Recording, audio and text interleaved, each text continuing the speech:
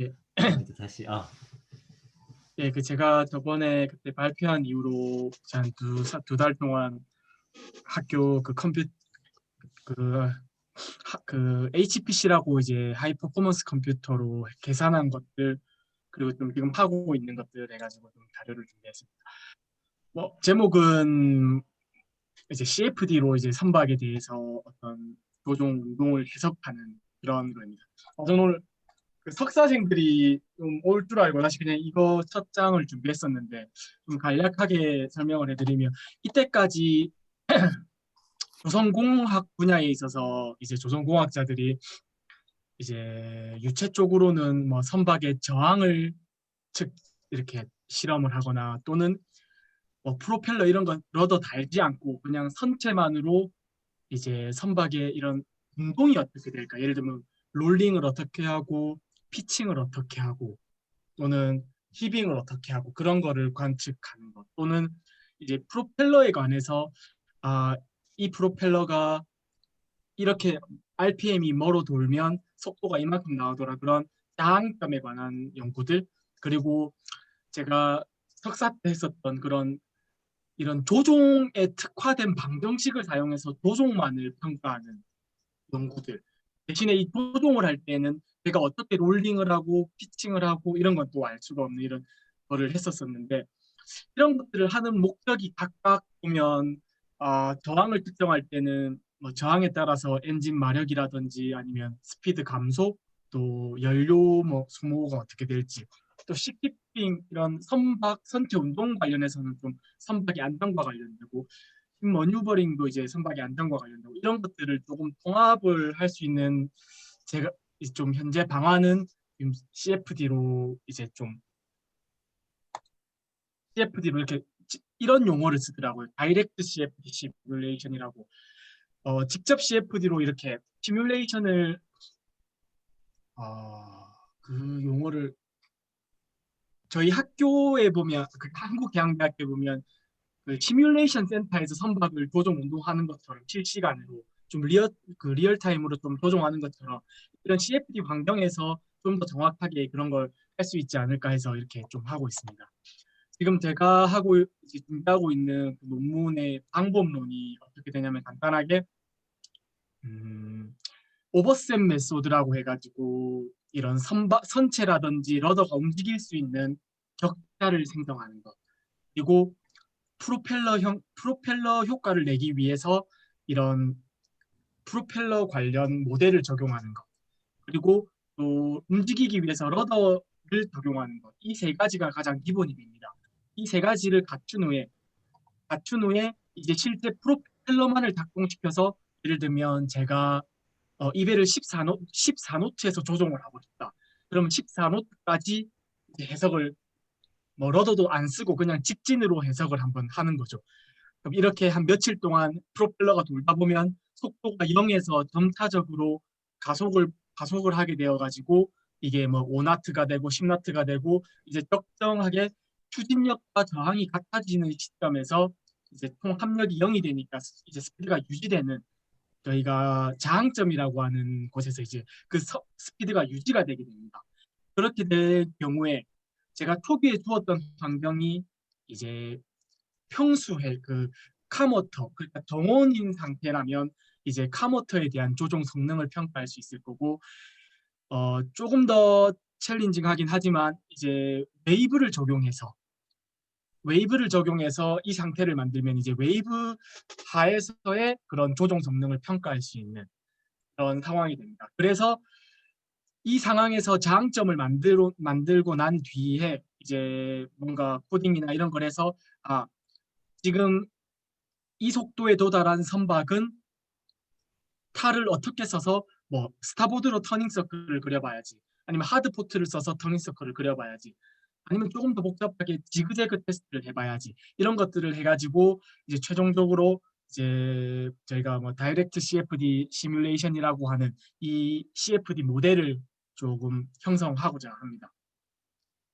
이번에 지금 제가 처음으로 준비하고 있는 논문에서는 이제 그 KCS라고 한국의 크리소 그 한국의 그 선박 해양 플랜트 연구소 거기서 이제 공개한 컨테이너 선형을 사용하고 있습니다. CFD의 장점이 뭐냐면 실제 이런 연구기관에서는 선박에 대한 실험을 하기 위해서는 물리적으로 실험 설비에 대한 크기 아니면 비용 이런 거에 한계가 있습니다. 그래서 이 선박에 대해서 모델 선박을 이렇게 한 70대나 작게 만들어서 좀 저희가 소위 맨날 모델이라고 하는 작은 선박을 스케일 다운해서 그 선박으로 실험을 하는데 일단 저희가 이런 선박에 대한 검증만 되고 나면 뭐 컴퓨터 환경에서는 조건 그대로 해서 뭐 75배를 확대시켜서 실제 75배를 확대시키면 230m거든요. 그러니까 230m짜리 배를 실제 어떻게 될까 이렇게 예측도 할 수 있는 그런 상황입니다. 그래서 처음에 좀 가장 중요한 게 저희가 뭐 어떤 공학적으로 무엇을 해석할 때는 이렇게 좌표계 설정을 하는 것이 중요합니다.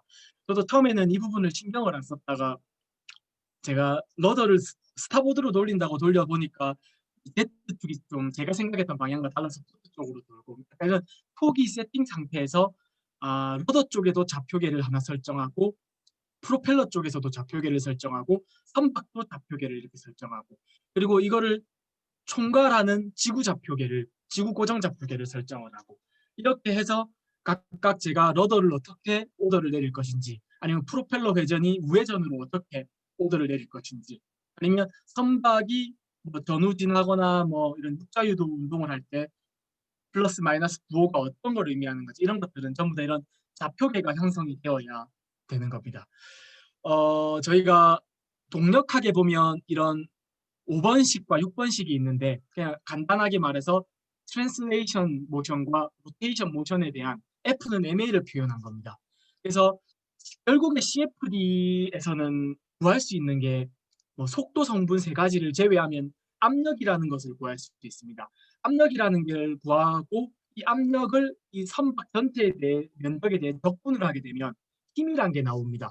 힘이란 게 나오면 이 F가 선박에 작용하는 힘 벡터를 의미하거든요. 힘이 나오면 이 관련된 속도를 구할 수 있고 또 힘을 구하고 무게 중심에 대한 거리를 알 수 있으면 이런 또 모멘트 값을 구할 수 있습니다. 그럼 모멘트 값을 알게 되면 또 관련된 회전 운동을 또 구할 수 있습니다. 그래서 이제 제가 해석하고자 하는 부분은 선박과 또 선박 근처의 유동이 어떻게 될 것인가를 조금 집중하고 싶어서 이 아래 그림 보시면 이거는 지금 제가 캄워터 그러니까 좀 파도가 없는 상황에서의 메시를 표현하고 있는데 딱 봐도 선박 주위에 저희가 켈빈 웨이브라고 하는 그런 좀 삼각형처럼 생긴 웨이브가 선박이 전진을 하면 생기는데 거기에 좀 집중하겠다는 식으로 여기에는 이게 검은색처럼 보이지만 확대를 하게 되면 이렇게 작은 사각형들이 동일하게 모여 있는 겁니다. 그래서 이런 메시를 형성을 했고요.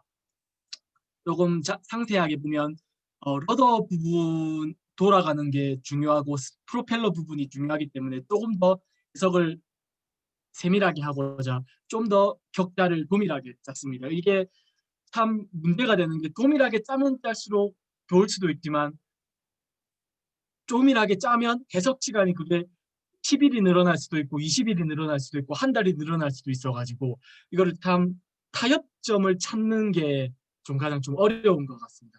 어떤 게 해석을 정확하게 하면서 해석 시간도 조금 리저너블하게 될지 그게 조금 중요한 것 같습니다.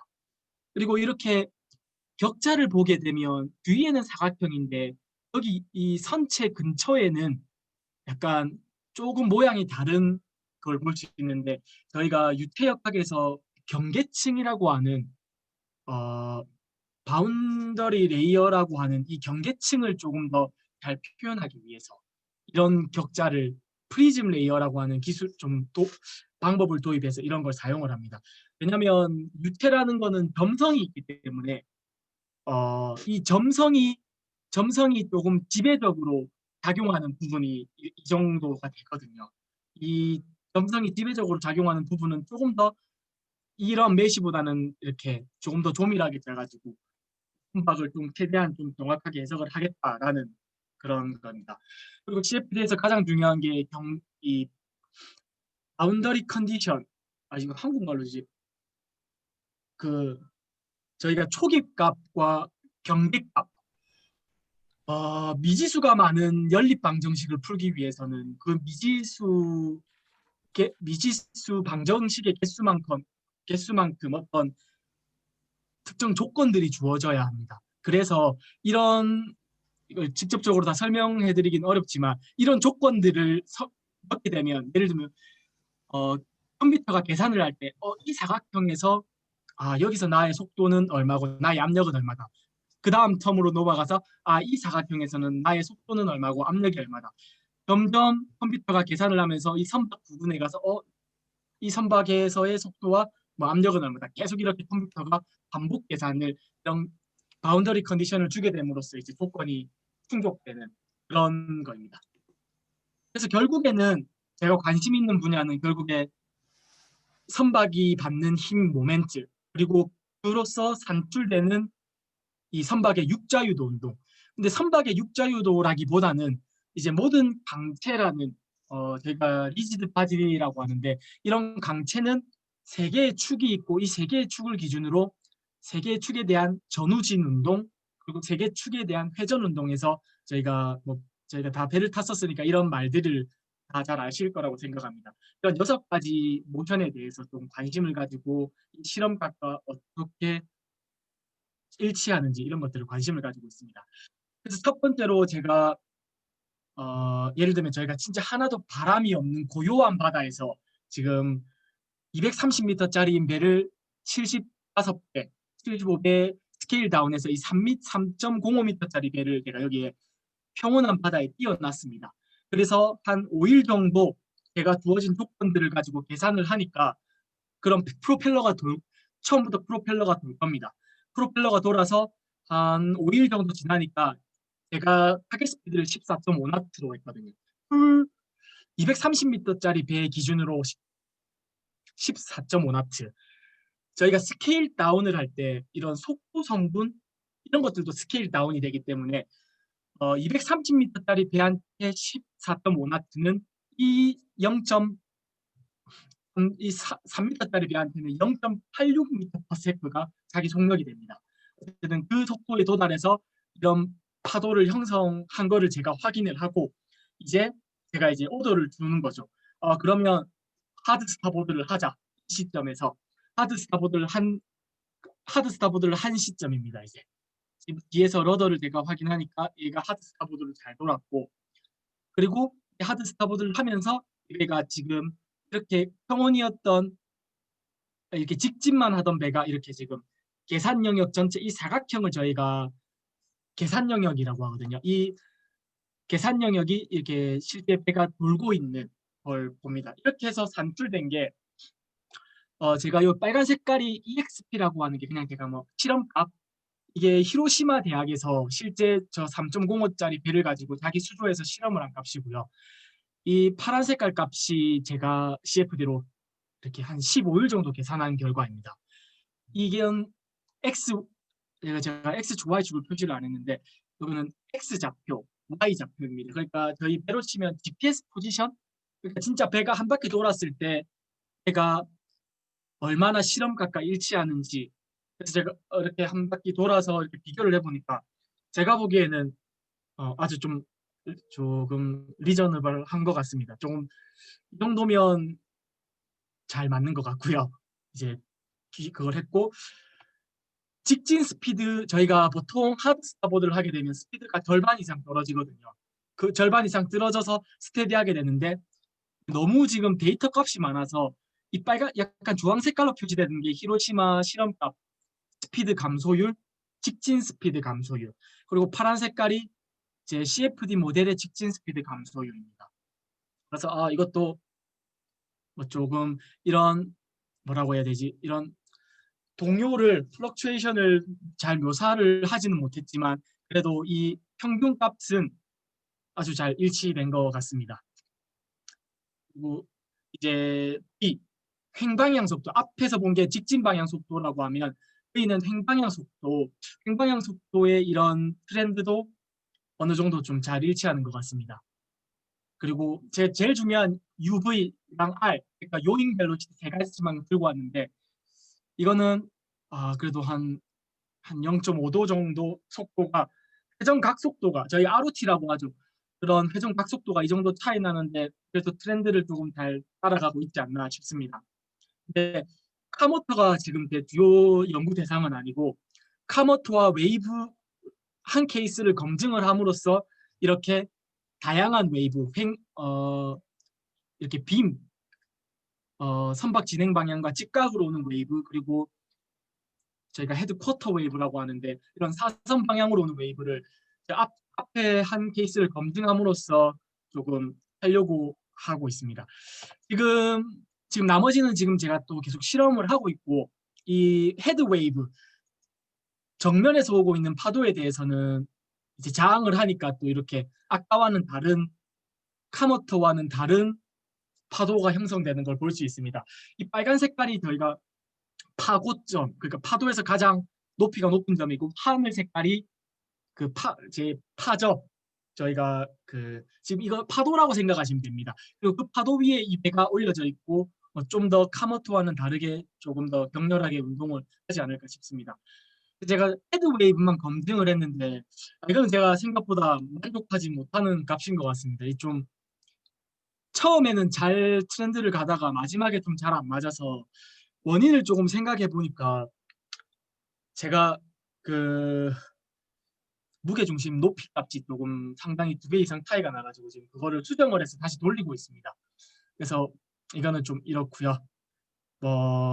비록 무게중심 값을 제가 조금 차이가 있지만 속도 감소율이라든지 아까와 같이, 아까 카모토와는 다르게 조금 동도가 있습니다. 이런 횡방향 속도라든지 또 이 회두 각속도라든지 이런 것들이 조금 실험값과 그래도 조금 유사하게나마 이렇게 갈 수 있어서, 갈 수 있어서 이것만 검증을 마치면 이제 아까 제가 설명 보여드렸던 이런 다양한 파도에 대해서 각각 동일하게 케이스를 이제 실험을 하고 있습니다. 지금 맞을 거라 생각하고 하고 있습니다. 제가 준비한 건 여기까지입니다. 두 달 전과 비교했을 때 엄청난 아웃풋인데, 두 달 전에만 해도 우리 그 발리데이션에 대해서 상당히 고민이 많았던 것 같은데요. 크게 큰 부분들이 다 해결이 된 것 같은데 아닌가? 제가 거의 한 2~3달 동안 진짜 페인이었던 것 같습니다. 거의 진짜 이게 계속 근데 지금 처음에는 이게 가능할까 했다가, 그래서 어느새 또 지금 보니까 한 개 해결하다 보니까 그래도 좀 계속 가까워지는 것 같습니다. 그래서 좀 희망은 이것만 제대로 좀 되면 좀 확장해서 다양한 케이스 스터디를 할 수 있지 않을까 싶습니다. 조금. 어지간한 거는 이미 다 된 것 같은데, 약간의 어떤 뭐랄까 조금, 추가적인 게 필요하긴 하겠지만, 근데 좀, 그러니까 큰 산을 넘은 거잖아. 이미 어느 정도 기본적인 발리데이션은 된 거고, 거기에다가 조금 더 뭐랄까 조금 더 정밀하게, 익스텐시브한 그런 것들.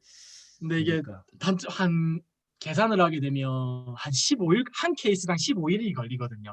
근데 다행인 거는 저희가 이 스트레스 클라이더가 이제 A17한 걸 가지고 있으면서 10개를 동시에 할 수 있으니까, 예를 들면 15일을 동시에 10개를 할 수 있어서 그나마 조금 다행인 것 같습니다.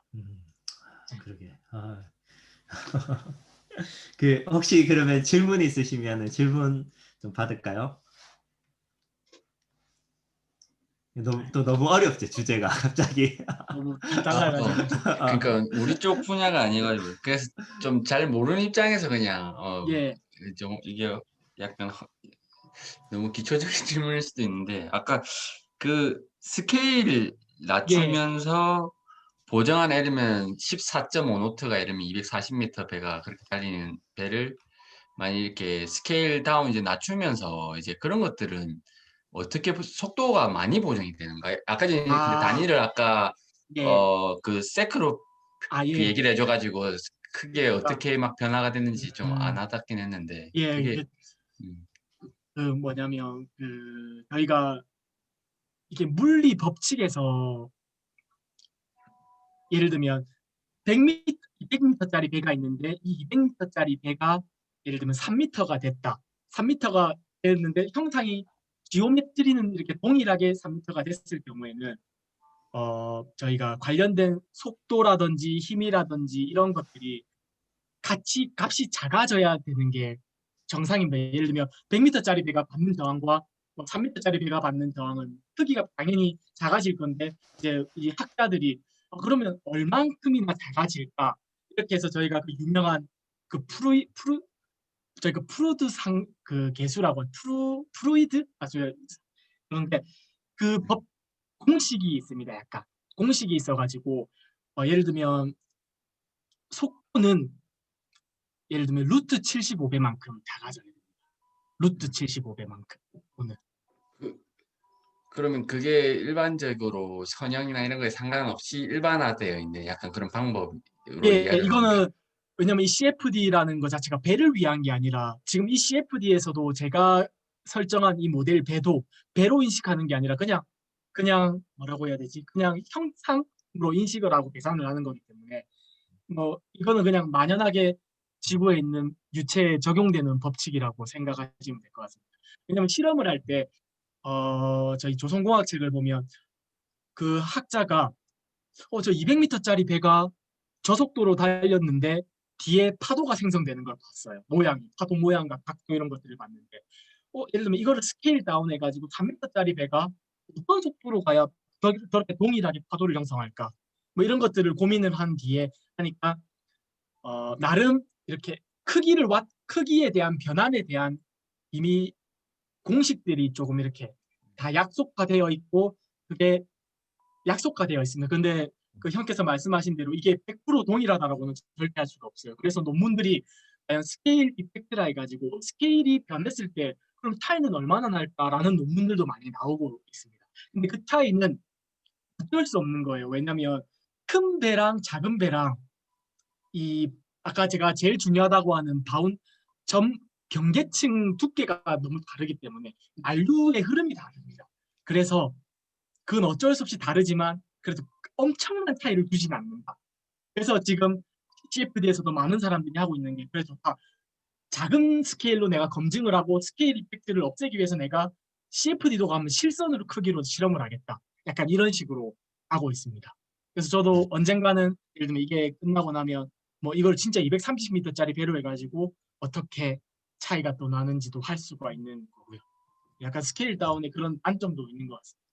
그러면 그 논문에서나 이런 데서는 그런 조금 전에 얘기한 그런 가정들 그냥 언급하고 그다음 그냥 이렇게 언급만 하고 보통 넘어가는 그런. 그러면 되는데 이미 이 많은 연구 단체에서 실험 자체를 모델 스케일로 하기 때문에 가정 자체가 조금 필요 없는 상황이 되어버리는.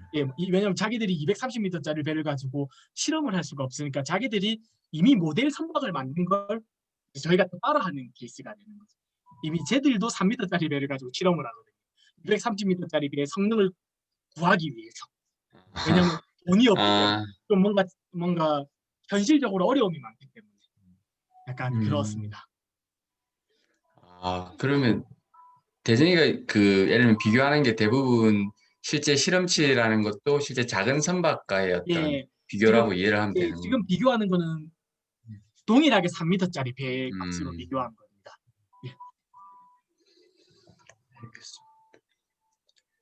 알겠습니다. 그리고 하나 더 그냥 좀 전에 그 그래프 같은 경우는 어떻게 이렇게 그러니까 이런 데이터 값을 어떻게 구하는 거야? 그러니까 예를 들면 실험치 값도 입력이 돼 있고 CFD 네가 해석한 것도 이렇게 이거 제가 한번 비주얼라이즈 보여드리겠습니다. 이거 그냥 연구 단체에서 지금 제 바탕화면 보이신가요?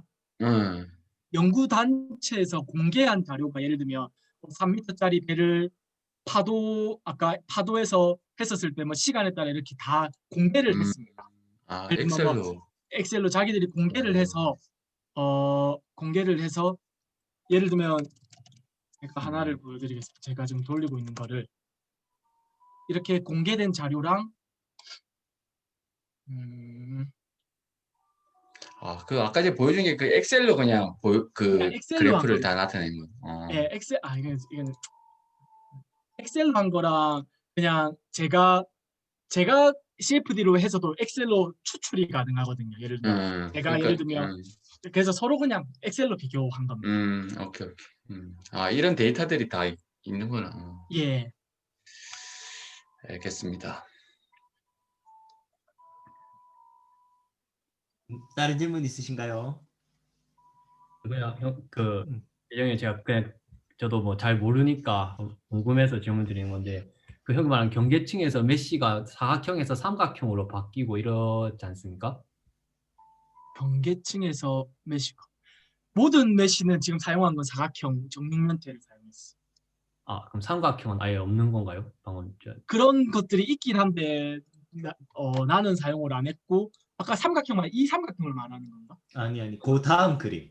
네 러더 거기 그 선체하고 플루드하고 만나는 지점에서는 메쉬의 사이즈랑 모양이 조금 다르잖아. 아, 예. 이거는 좀 현실적으로 이쪽 부분은 이런 부분들이 어쩔 수 없는데 기본적으로는 전부 다 이런 정육면체 메쉬를 적용을 했는데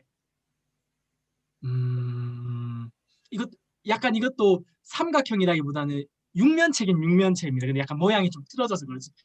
가장 문제가 되는 게 저도 걱정이 이런 곳에서 해석이 가끔씩 발산을 하거든요. 그래서 이런 것들을 최대한 없애고 싶은데 그건 좀 쉽지는 않은 것 같습니다. 좀 더 작게 하면 좀 더 정밀하게 되겠지만 그러면 시간이 너무나 오래 걸리기 때문에 약간 타협점을 좀 찾아서 지금 현재 이 정도로 지금 테스트를 하고 있습니다. 그 대정아 예. 그 설명 중에 우리 메시 지금 짠 거 있잖아. 그거를 어떻게 계산이 이제 그 어떤 포인트마다 계산이 되잖아 실시간으로. 그게 예. 어떤 식으로 계산이 되는지 그래서 왜 특정 부분은 메시가 촘촘해야 되는지 그런 이야기 잠깐 해줄 수 있겠나? 예, 알겠습니다. 예를 들면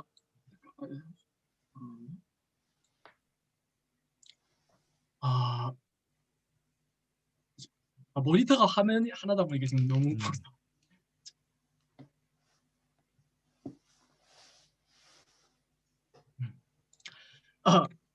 예를 들면 여기 이런 파도 그러니까 이 선박에서 조금 거리가 먼 선박에서 거리가 먼 쪽에서 예를 들면 캄워터일 경우에는 선박에서 먼 경우에는 제 관심 영역의 대상도 아니면서도 파도의 이 뭐라고 해야 되지? 파도가 거의 없다고 봐야 된다고 생각합니다. 왜냐하면 예를 들면 제 선수로부터 예를 들면 뭐 100m 앞에 파도는 전혀 저랑 관계가 없는 파도고 그리고 저 선미로부터 예를 들면 진짜 몇백 미터 뒤에 파도 그리고 옆으로 몇백 미터 옆에 파도 같은 경우에는 제 관심 영역이 아닙니다. 그래서 그쪽에는 조금 느슨하게 계산이 되어도 된다고 판단이 되어서 이렇게 뭐라고 해야 되지? 격자가 조금 저희가 리파인먼트를 적용을 안 했다라고 하거든요. 뭔가 조밀하게 안 해도 되는 게 좀 반행처럼 이렇게 되어 있습니다. 조밀하게 하면 그것도 상관은 없지만 조밀하게 안 해도 딱히 계산 결과에는 상관이 없다라고 볼 수가 있고 그리고 또 제일 중요한 이런 뭐라고 해야 되나 망곡부들 그냥 이런 사각형 면들은 일정 크기의 격자로서 표현이 되지만 저희가 예를 들면 저희가 옛날에 수학 시간에 배우듯이 원을 조금 더 조밀하게 표현하기 위해서는 수많은 사각형을 만들어야 되듯이 이런 망국부들 같은 경우에는 이런 선수와 선미 특히 이런 망국부들 같은 경우에는 이렇게 격자를 조밀하게 하지 않을 경우에 이 형상이 제대로 표현이 안 됩니다. 삐뚤삐뚤하게 표현이 돼버립니다. 그래서 이 조밀한 격자들이 이렇게 격자가 형성되어야만 멀리서 봤었을 때도 이렇게 자세히 보면 그 망곡이 아니지만 그래도 최대한 현실적인 형상을 따라갑니다. 이 러더 부분은 조금 다른데 러더 부분은 제가 나중에 조정을 하지 않습니까? 뭐 스타보드든 포트건 이렇게 러더 부분이 뭔가 모션이 있을 때 격자들이 조금 제가 CFD라고 생각을 한다면 격자들이 움직일 때 특히 회전 운동을 할 때 해석이 발산을 하기가 쉽더라고요. 갑자기 해석이 뭐 하늘로 날아가 버린다든지 그렇게. 그래서 일부러 그 계산을 조금 더 안정적으로 하기 위해서 일부러 제 마음 편하고자 좀 이렇게 조밀하게 하고 있습니다. 근데 이렇게 확실히 조밀하게 하니까 진작 이렇게 할 걸 이런 생각이 들 만큼 해석도 발산이 안 되고 좀 그렇게 하고 있습니다. 그, 그냥 예. 그 계산이 어떻게 되는지를 잠깐 얘기해 줄 수 있겠나? 예를 들면 우리가 경계 조건을 주잖아, 바운더리에. 그러면 거기서부터 계산이 출발이 될 거잖아, 그지? 예, 맞습니다. 그러면 그 옆에 꼭지점으로 계산이 되고, 그다음 그 예, 계속. 계산이 넘어가서 어떻게 예. 되고 어떻게 되고, 이제 그렇게 간단하게 한번 설명해 줄 수 예. 있겠나?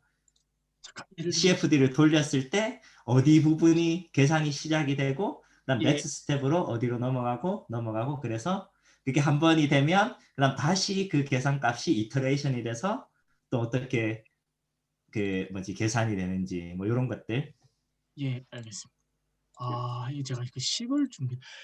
근데 저도 제가 직접 손으로 계산을 할 수도 없겠지만 제가 한번 이렇게 코딩으로 쉬운 예제를 가지고 해보니까 어떤 원리로 되냐면 예를 들면 제가 이 첫 번째 이 사각형이 제 계산형의 전체라고 생각을 하겠습니다. 그러면 예를 들면 이런 방정식이 지배 방정식으로 저희가 존재하지 않습니까? 예를 들면 저희가 나비의 스톡스 방정식이라고 하는 그 방정식이 존재합니다. 그 방정식이 존재하는데 그 방정식에서 그 방정식을 예를 들면 지금 제가 지금 이 사각형에 대해서 그 방정식을 도입을 했어요. 근데 그 이 사각형에 대해서 저희가 지금 사각형이 있지만 실제 계산이 되는 거는 이 사각형의 중심점을 가지고 계산이 됩니다. 이 사각형의 중심점의 값이 사각형 전체에 관련된 뭐 속도, 압력 값이다 이렇게 계산이 되는데 이 사각형 중심에서의 값을 지금 일단 미지수지 않습니까? 압력도 모르고 속도, 세 성분도 모르고. 근데 그래도 이 모르는 이 성분에 대해서 그 지배 방정식에 대입을 합니다. 모르지만 대입을 합니다. 예를 들면 U1, U2, U3 그리고 P1 압력 해가지고 대입을 합니다. 모르지만 그리고 또 이것도 모르지만 U1, U2, U3 뭐 이렇게 대입을 합니다. 그럼 제가 이렇게 쫙 한번 첫 번째 줄 예를 들면 쫙 같지 않습니까? 그러면 이만큼의 미지수가 존재를 할 거고 방정식이 쫙 나올 건데 그럼 이것들을 연립을 해야만 딱 공통된 제가 관심 있는 영역인 압력과 속도가 나올 겁니다.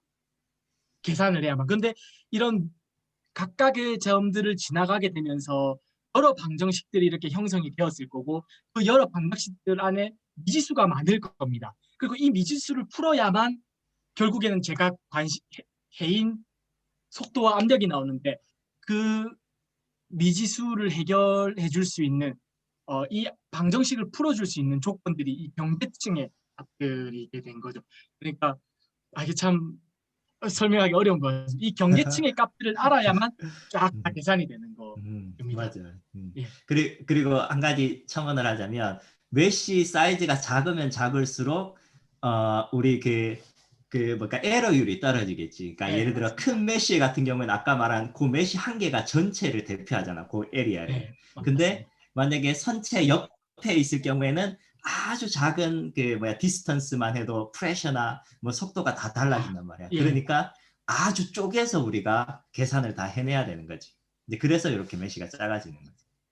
네, 맞습니다. 저희가 수치 해석할 때도 뭔가 시간 타임을 길게 하면 해석이 발산할 수도 있고 아니면 조밀하게 하면 좀 해석이 좀 더 좀 그 해와 가까워질 수 있는 그런 원리랑 동일하게 그러니까 수치 해석은 시간에 대해서만 타임을 쪼개지만 여기서는 공간에 대한 것도 쪼개고 시간에 대한 것도 쪼개거든요.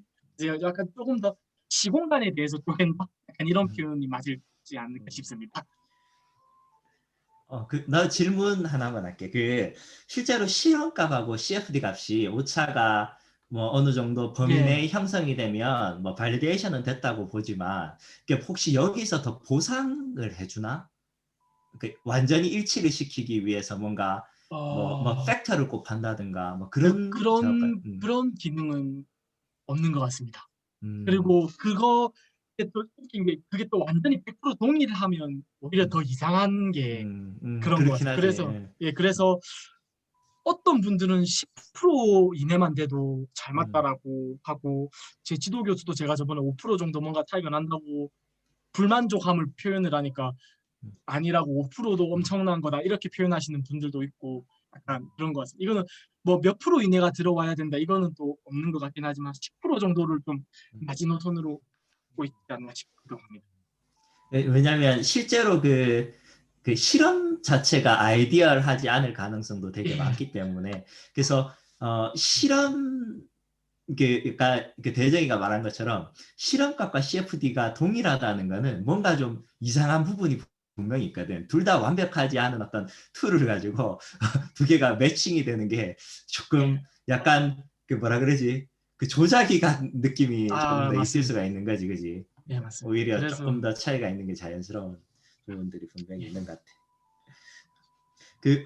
그리고 한 가지만 더, 다이나믹 CFD라고 이제 처음에 이야기를 하는 게, 그러면 어쨌든 CFD를 돌릴 때 어떤 특정 시간에 속도를, 그 맥시멈 스피드가 뭐 14.5노트라면, 처음에 뭐 0노트에서 출발해서 서서히 올라가서 14.5노트로 이렇게 가는 그런 시뮬레이션 자체를 다이나믹 CFD 시뮬레이션이라고 이해를 하면 되는 건가?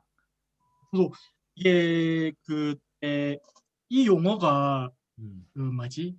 저번에 그때 창원대학교 CFD 그 교수님의 지도 교수 하리카라고 그 아이오와 대학 그분이 2014년도에 이제 카모터에서 이 논문에 대해서 적었었거든요. 그분이 바로 이 용어를 쓰셨더라고요. 그리고 그 다음부터 이거에 대해서 또 하는 분이 한두 명이 더 있는데 그 사람들도 이 용어를 쓰던데 그냥 뭐라고 해야 되지? 실제 대부분의 CFD에서 실험하는 사람들이 어떤 논문을 적냐면 그냥 어떤 한 저항에 대해서 스테디가 되었을 경우에 그러니까 뭐 다 전부 다 스테디가 되었을 경우에 값만 구하는데 이 다이렉트 CFD 시뮬레이션은 실제 그냥 언스테디 값들을 계속해서 구하는 그런 느낌인 것 같습니다. 뭔가 그러면 오히려 다이나믹이라고 하는 게 더 정확한 표현 아닌가? 예, 다이나믹 약간 스태틱이 아니라 계속 예, 이제 맞습니다. 변화하는 거잖아, 그지? 예, 그래서 근데 막 논문들을 보면 메시는 다이나믹 메시를 썼다라고는 표현을 하는데 그냥 이 시뮬레이션은 이런 표현을 쓰더라고요. 그래서 저도 이거에 오케이, 대한 오케이. 용어는 정확히 잘 모르겠습니다. 오케이. 근데 뭐 어떻게 어떤 의미인지는 이해가 간다. 예, 오케이. 다이렉트 아마 바로 그냥 직접 한다고 해서 그런 건지 약간 그런 것 같습니다. 오케이. 네, 혹시 다른 질문 더 있으신가요? 없네. 오케이. 그러면은 오늘 발표 준비해준 대정이한테 우리 박수 한 번만 할까? 너무 좋네. 많이 발전을 해서 잠깐만. 이제 요거 레코딩을 끄겠습니다.